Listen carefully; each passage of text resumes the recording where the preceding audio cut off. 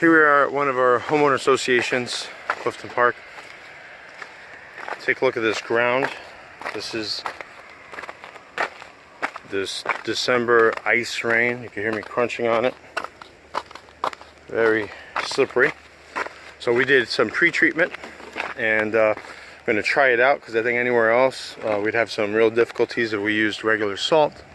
But as many times stated, do the pre-treatment when it's rain with treated salt only, not the liquid. Let's try the shovel test on a bare area. Okay.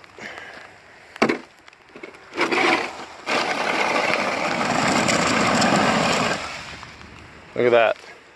Down to black pavement. No slip. Anyway, I think it's time.